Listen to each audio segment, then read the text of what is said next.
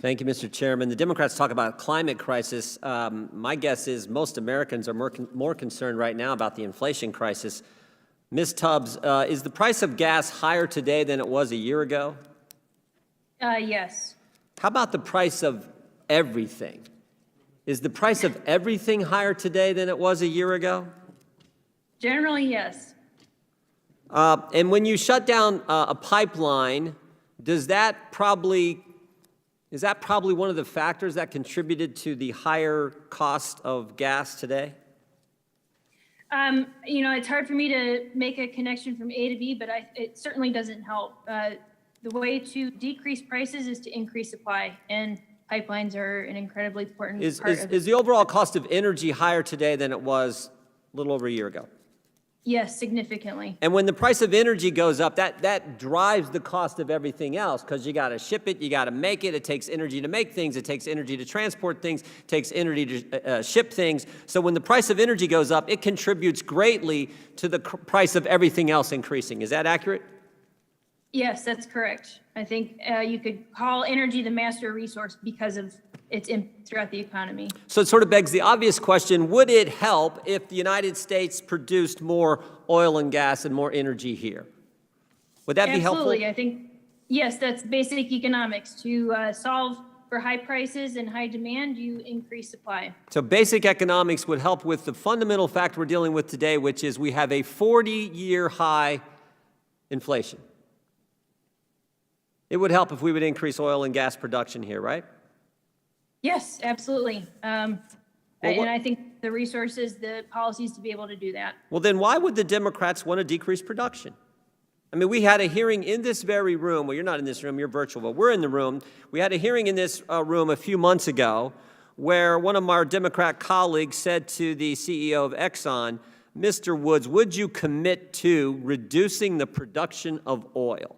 Is that going to help with the 40-year high inflation rate and the price of gas and the price of energy, Ms. Tubbs? No, and I don't want to guess at people's intentions. I think we all strive for the well-being of our country, but I think there's a disconnect between aspirations and reality in some cases. Well, you don't have to, question anyone's intentions. His intentions were clear because he said to the CEO of Chevron, he said, are you embarrassed as an American company that your production's going up? I mean, to me, that's one of the craziest questions I've ever heard. You ask the CEO of a company, are you embarrassed that you're making more of your product and selling more of your product? I thought that's what you're supposed to do. So I don't think it's questioning their intentions. Their intentions are clear. They want to destroy the oil and gas industry in this country, and they want to continue to drive up the cost of energy, drive up the cost of goods and services, and they must like this 40-year high inflation. Because I don't know is there any other conclusion that a rational person could reach, Ms. Tubbs?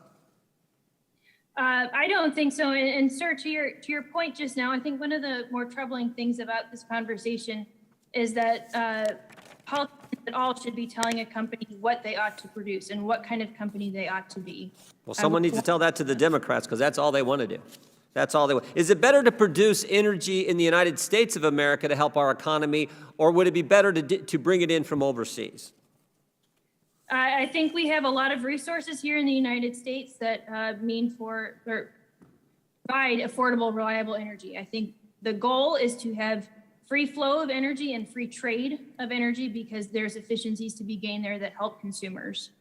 Okay, and let me just ask you this too, because we now have the spectacle of the President of the United States begging OPEC to increase production.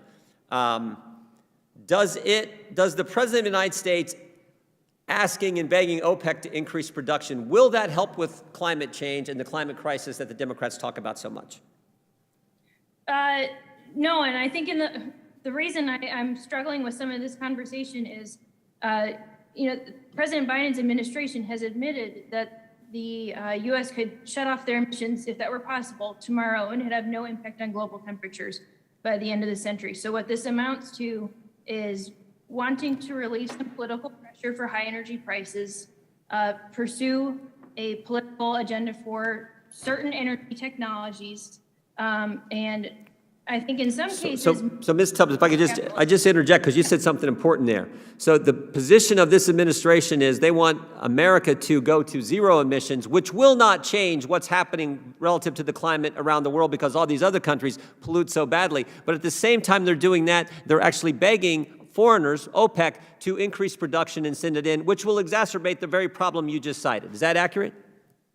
Yes, and I think it's a disconnect between wanting to relieve short-term political pressure and understanding that the energy resources we need take time and investment. And so you can't solve these problems by looking for short-term fixes or easy ways out. You have to have an open market that allows people to invest in this country.